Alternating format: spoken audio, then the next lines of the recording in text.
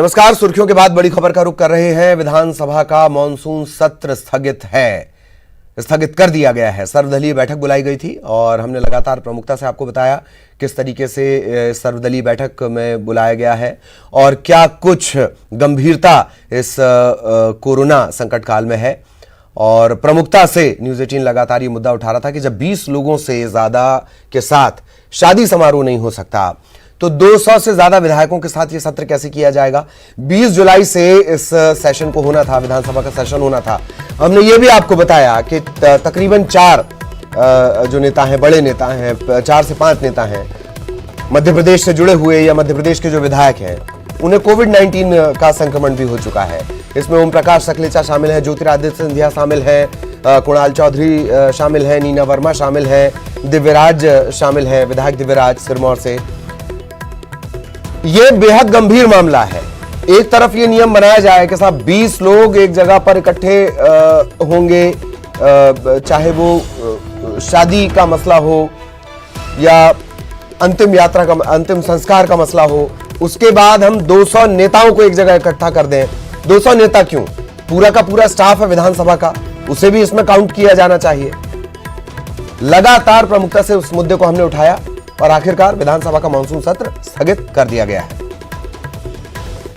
आज pro tem speaker ने बैठक बुलाई थी कि जो 20 तारीख से सत्र शुरू होने वाला है उस पर चर्चा के लिए। इस बैठक में स्वास्थ्य विभाग ने जो आज की परिस्थितियां हैं कोविड की, इसकी पूरी जानकारी दी। आज माननीय अध्यक्ष महोदय ने वर्तमान परिस्थितियों में सत्र के संबंध में बैठक आहूत की थी। हम सब लोग उपस्थित थे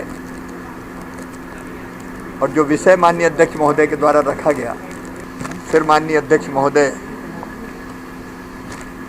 के साथ चर्चा में ये फैसला हुआ कि ऐसी परिस्थितियों में सत्र चलाना उपयुक्त नहीं होगा। असामान्य परिस्थितियां हैं और इसलिए असामान्य फैसला किया है। बाकी जो संवैधानिक आवश्यकताएं हैं उनकी पूर्ति के लिए हम लोग चर्चा कर रहे हैं। तो कोई और रास्ता निकाला जाएगा। अगर सत्र नहीं हो रहा है तो किसी तरह का काम नहीं रुकेगा। लोगों की चिंता सर्वोपरि है। ये तमाम बातें भी इस दौरान कही गई। एक सर्वदलीय बैठक बुलाई गई थी। प्रोटेम स्पीकर रामेश्वर शर्मा ने यह बैठक बुलाई थी। न्यूज़ 18 ने काफ़ी पहले रामेश्वर शर्मा से बातचीत की थी। तब उन्होंने कहा था कि ये बेहद गंभीर मसला है और उसी दिन रामेश्वर शर्मा ने कहा था कि इसका हल निकालने की कोशिश की जाएगी। अगर सुरक्षा सर्वोपरि है तो ये सत्र स्थगित होगा। आखिरकार वही हुआ, सत्र स्थगित हो गया। सहयोगी अनुराग इस वक्त हमारे साथ जुड़े हुए हैं। अनुराग, विधानसभा सत्र स्थगित,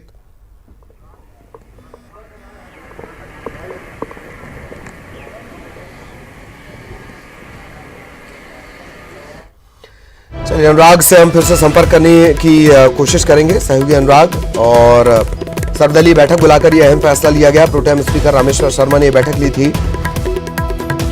मुख्यमंत्री शिवराज सिंह चौहान, गृहमंत्री नरोत्तम मिश्रा, नेता प्रतिपक्ष कमलनाथ, नर्मदा प्रसाद प्रजापति, सज्जन सिंह वर्मा, ये भी चूंकि परिषद में कार्य मंत्रणा परिषद की जो समिति है उसमें शामिल है और इस अहम बैठक में ये फैसला लिया गया है। उसकी तस्वीर भी हम आपको दिखा रहे हैं। मध्य प्रदेश के आंकड़े भी जान लीजिए। इसी के साथ मध्य प्रदेश में 20,886 20,000 ही हो गया है कोरोना संक्रमण। 14,000 स्वस्थ हुए, 688 की मौत हुई है।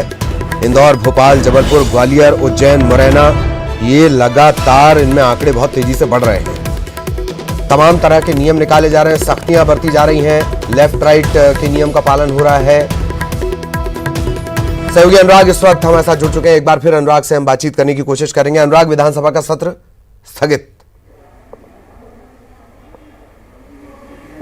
बिल्कुल, देखिए, एक तो सबसे बड़ी बात है ललित कि ये विधानसभा का सत्र जो होता है, यहाँ पर सदन की जो कार्रवाई होती है उस दौरान विधायकों को बहस में हिस्सा लेना पड़ता है, लेकिन मास्क लगाकर बहस में हिस्सा लेना जो है विधायकों के लिए मुमकिन नहीं होगा। इसके अलावा जो व्यवस्था होती है विधानसभा के अंदर विधायकों के बैठने को लेकर, वो भी उतनी व्यवस्था नहीं है कि 2 गज की दूरी को निर्धारित किया जा सके। ऐसे में पूरा का पूरा विधानसभा में चाहे वो कर्मचारी आने से विधायकों के आने का मुद्दा हो, किस तरीके से पूरा का पूरा आयोजन होगा, इसी को लेकर आपत्ति लगातार दिखाई जा रही थी। और न्यूज़ 18 ने भी सबसे पहले इस खबर को दिखाया था कि जब धार्मिक आयोजनों के लिए, त्योहारों के लिए और तमाम जो गाइडलाइन कोविड-19 को लेकर जारी हुई हैं, ऐसे में सदन किस तरीके से संचालित हो सकता है। और उसी खबर के बाद विधानसभा सचिवालय ने, खुद प्रोटेम स्पीकर ने भी इस बात को लेकर अब अपना फैसला सुना दिया है कि जो विधानसभा का मानसून सत्र 20 जुलाई से शुरू होना था वो फिलहाल स्थगित किया जाता है। और इसके पीछे तमाम तरह की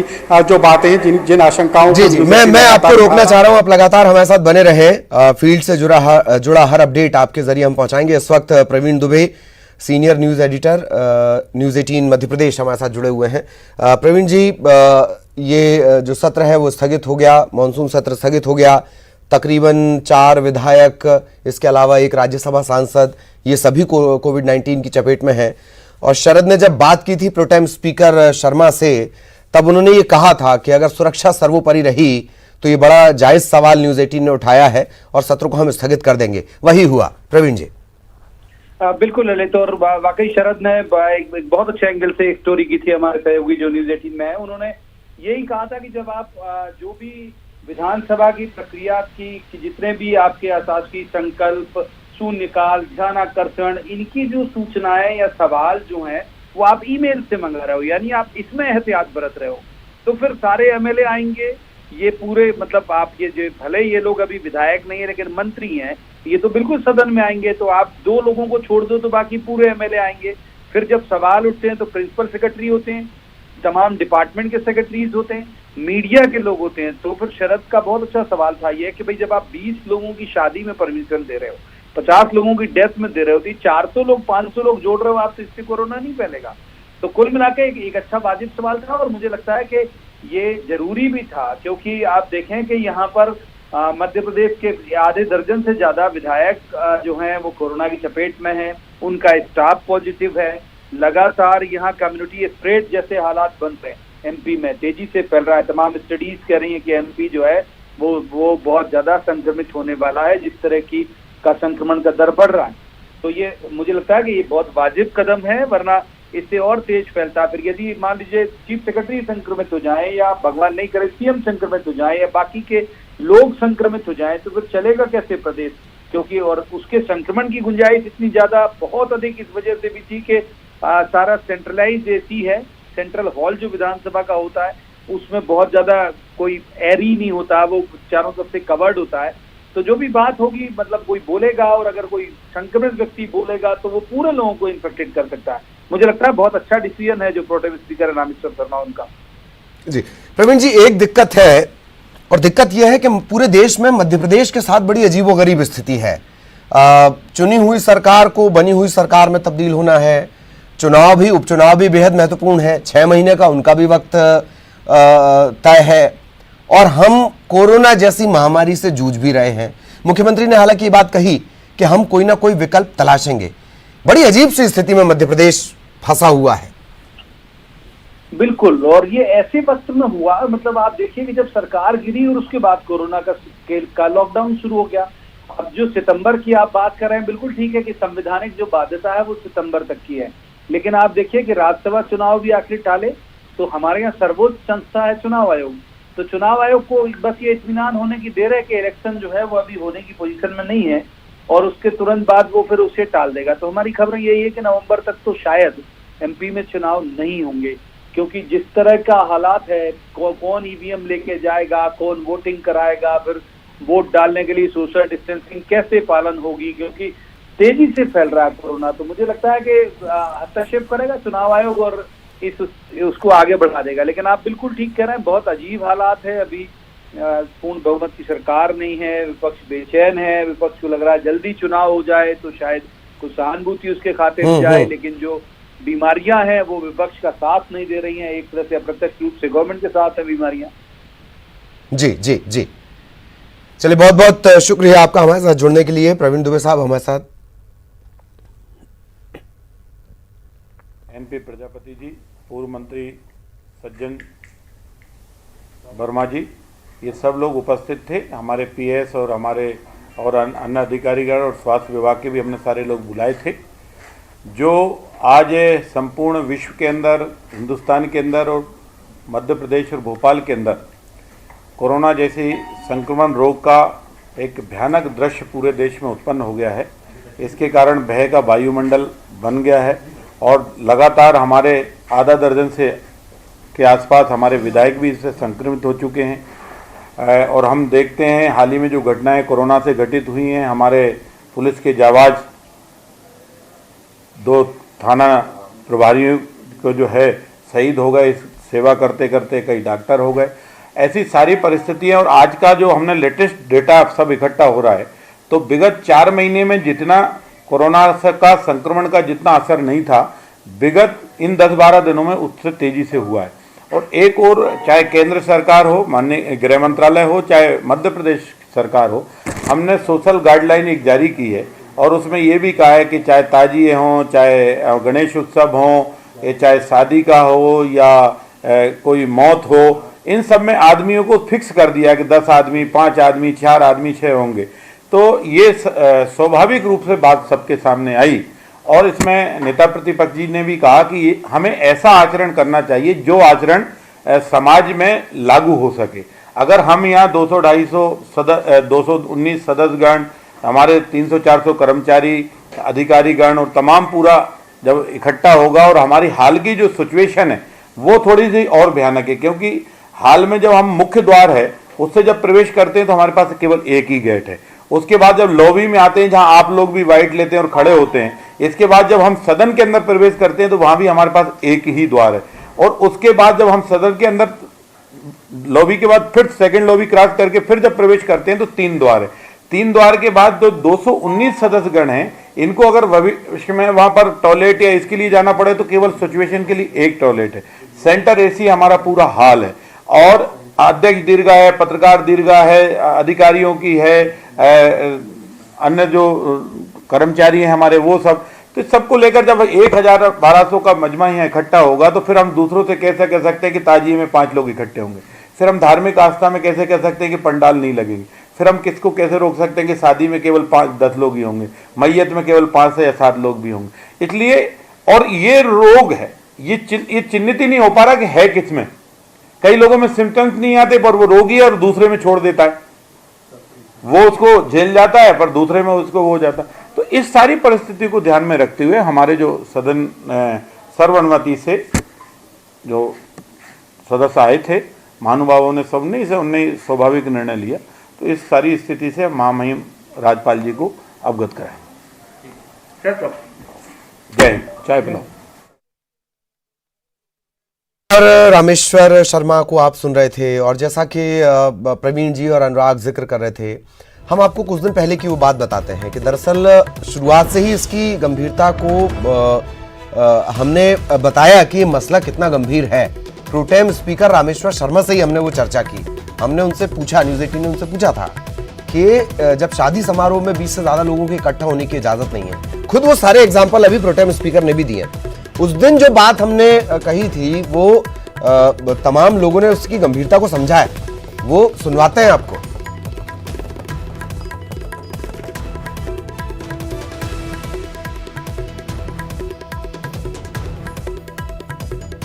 ऐसे वक्त में जब कोरोना के केस लगातार बढ़ रहे हों और शादी समारोह से लेकर गणेश पंडालों तक पर प्रतिबंध लागू किए जा रहे हों, क्या मध्य प्रदेश विधानसभा का मॉनसून सत्र आयोजित किया जाना उचित रहेगा? हमारे साथ इस वक्त बात करने के लिए विधानसभा के प्रोटेम स्पीकर रामेश्वर शर्मा जी हैं। कोरोना पॉजिटिव आ चुके हैं, क्या आपको लगता है कि विधानसभा इसके लिए तैयार है?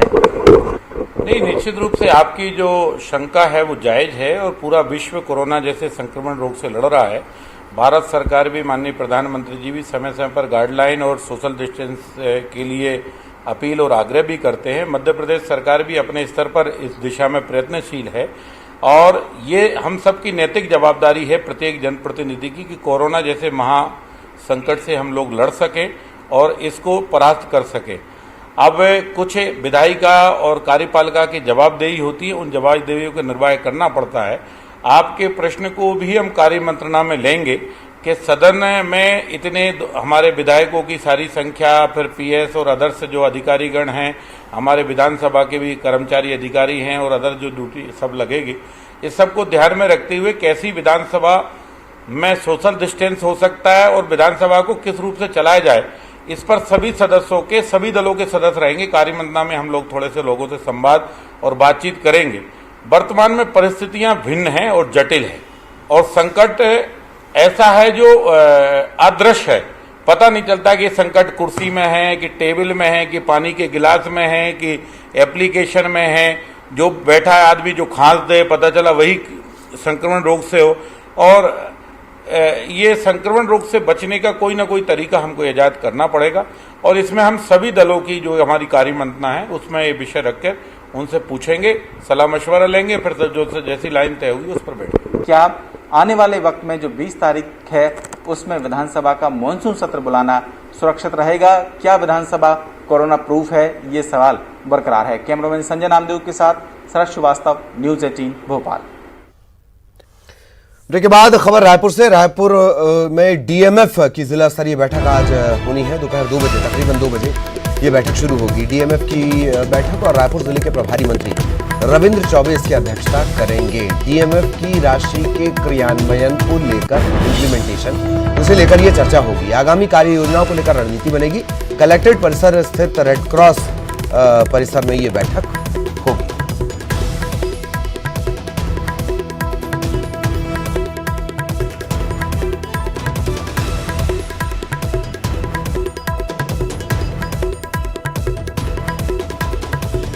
तो डीएमएफ की अहम बैठकें होने वाली है। डीएमएफ की राशि, आगामी कार्य योजना, इन तमाम चीजों को लेकर ये बैठक होनी है। प्रभारी मंत्री, रायपुर के प्रभारी मंत्री हैं रविंद्र चौबे, उनकी अध्यक्षता में ये बैठक होगी।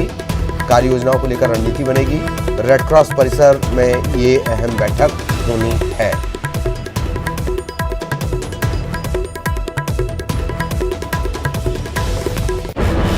रायपुर के प्रभारी मंत्री हैं रविंद्र चौबे, उन्हीं की अगुवाई में ये अहम बैठक होने जा रही है। दोपहर 2 बजे, तकरीबन 2 बजे ये बैठक शुरू होगी।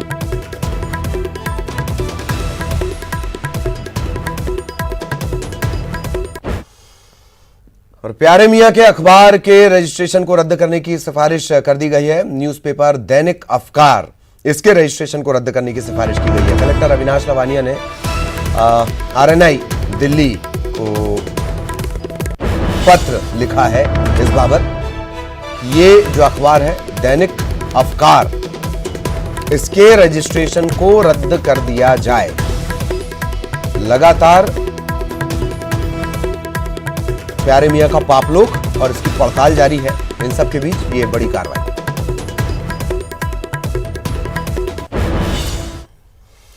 और आगे जरूर देखिएगा अधूरा मंदिर संपूर्ण साधना, आनंद के चरम पर आपको यह साधना लेकर जाने वाली है। इस बुलेटिन में इतना ही। नमस्कार।